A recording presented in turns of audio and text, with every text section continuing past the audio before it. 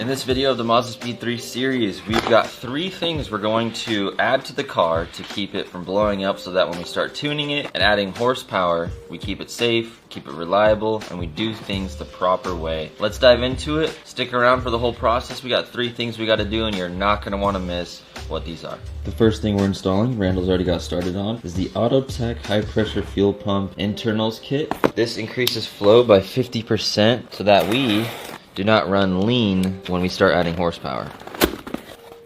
This is just a little itty bitty piece. Got these. It looks so big in photos, but it's so small in person. And this is it. We'll try and get a comparison when we get the stock internals out. AutoTech tells us what we need to get the job done, all the instructions. Really nice to have this, and it shows kind of how this is assembled and broken up.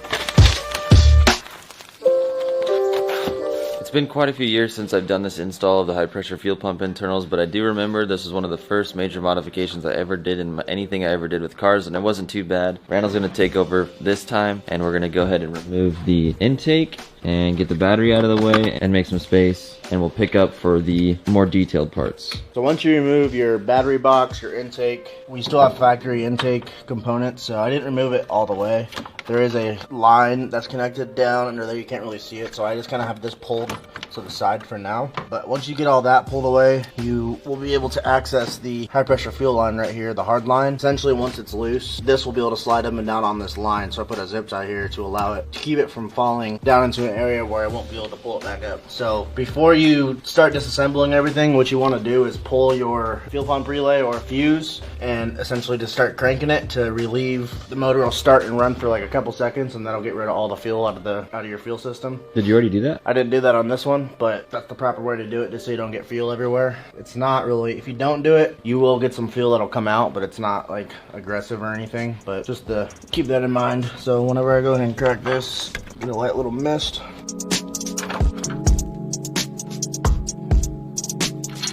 Just like so. So now that you have that line removed, go ahead and remove these lines right here. Figure out how these clips work. I think this is just a sleeve.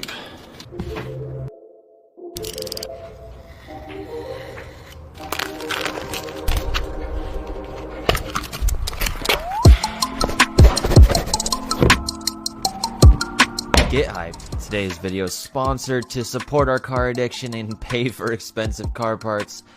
Fantic X8 tire inflator. I don't do deals very often on this channel. I made sure I love this. I had to check it out for myself. Apple-like packaging, can charge your phone, fit in the cubby hole of my truck, which I'm going to leave it in there and use it in case I ever get a flat tire. Comes with things to inflate, like a basketball or something. Really rad setup, nice uniform bag to put it and keep it organized in any vehicle. Can inflate up to 6 tires on a full charge right out of the box. It inflated this completely cracked sidewall 240SX tire.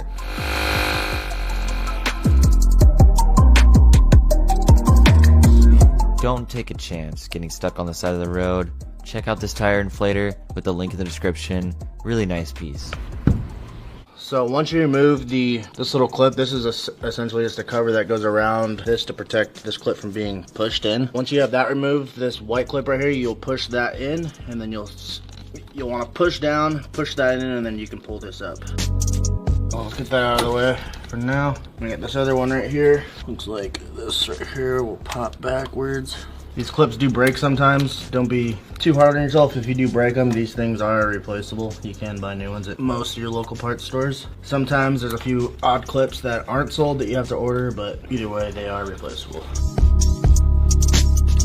So that one, you just get in behind here and then just pry this backwards, and then this will just pull right up and remove up out of the way.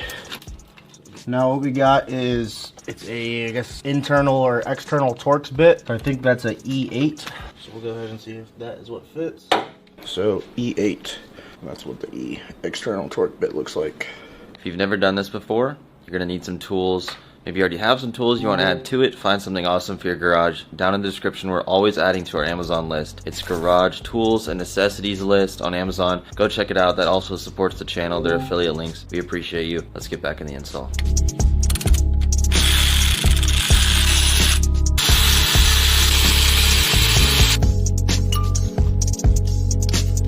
So Right now I'm pulling the hard line kind of up out of the way so I can start to pull this off. There we go. She's still stuck.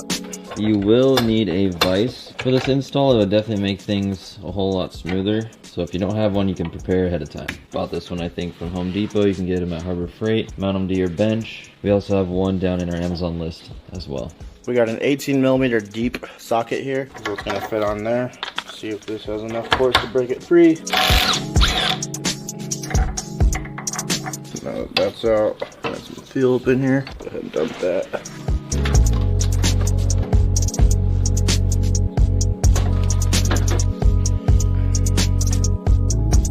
The next step, you just grab onto it and you pull it out. Right. It's that easy.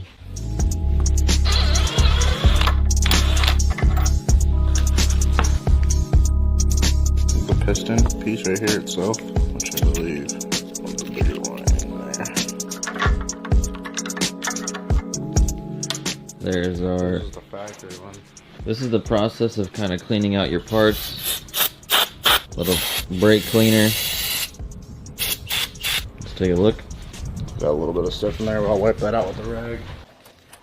This is the OEM piston on the right. This is the Autotech one on the left. You can see how much bigger the one on the left is. That's going to allow more fuel so we won't run lean. And that is why we are installing this. So you have two sides to this. You want to put the bigger side inside of this little collar here. So this goes in like so. Might want to put some oil, or I'm putting a little assembly lube on this.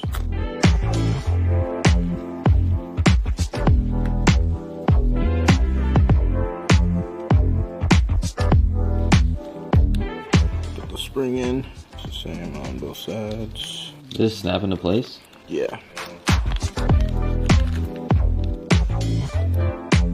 What are these? Those are the valve keepers, the ring, the retainer clips.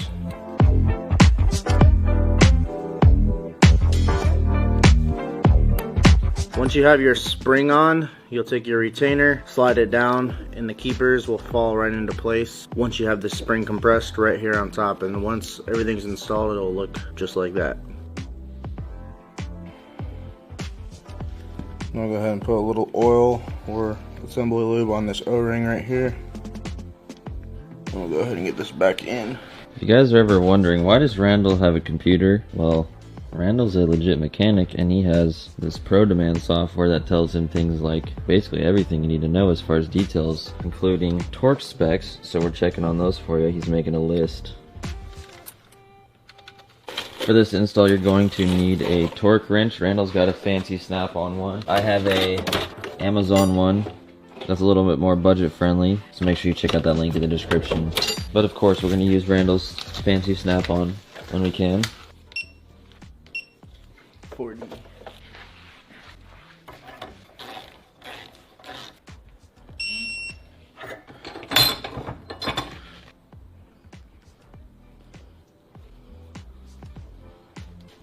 So we do have a couple dowel pins that have to line up.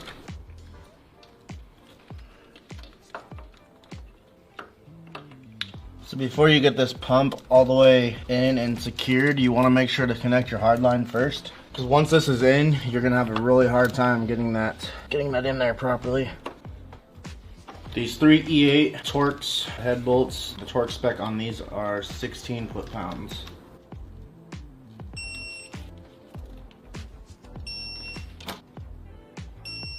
So the high pressure fuel line down here has a torque spec of 26 foot-pounds. So the way I'm doing that is with a crow's foot 19mm wrench.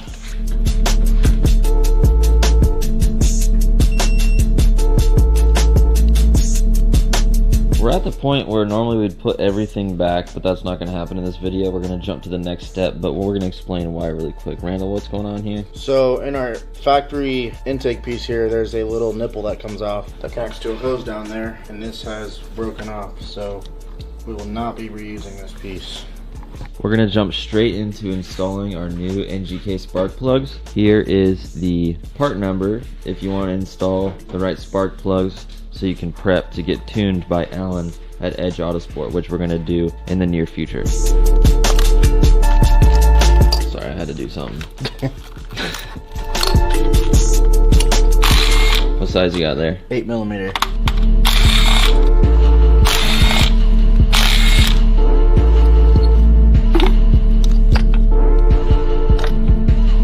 Yes, this is one of the easier cars to change the spark plugs on, thankfully. Any 4-cylinder is usually easy unless it's a boxer. We won't talk about this. So you got a spark plug socket. It's a 5/8. This one has a little rubber deal in here. So some of them have magnets. So this one right here, I'll just go down, press it in. And notice how Randall's not using a power tool for spark plugs. Yeah, you don't want to do that. You don't want to do that.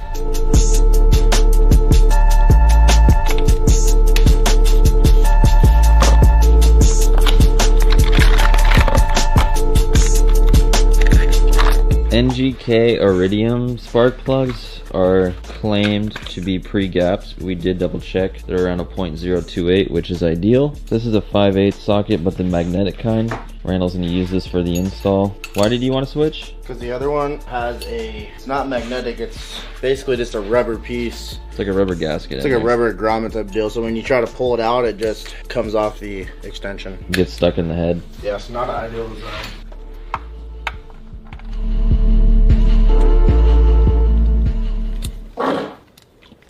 Oh, brother, what was that? Bro, that is foul. I literally thought that was gonna be quiet. Oh. Some brake cleaner, air freshener. Oh gosh, I'm crying. That's just wrong. All right, what's the torque spec on this one? We'll look it up. I'm gonna snug them down. I do the old hand over the head of the ratchet method to call that snug. If you have it over here, obviously you got all the leverage in the world. So I'm gonna go look up the spec on that. 10 foot-pounds for the spark plugs. Not much at all. Feels very light. It should be more. Are you double checking or are you good? Double checking. It says 10.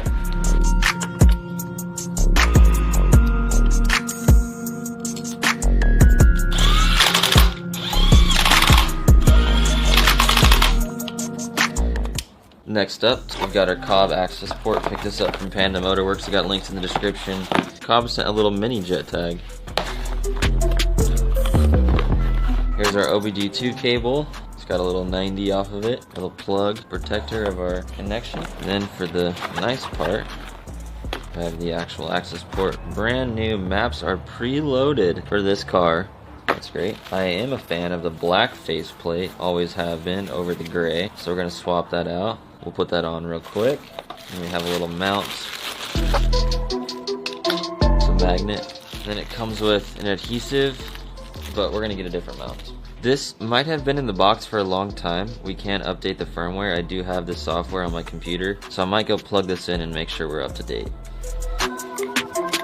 So these faceplates have a little part right here. You can stick a flathead screwdriver. This will pry off. It sounds like it's gonna break, but while I have the chance, I wanna go ahead and peel off the protector for the screen.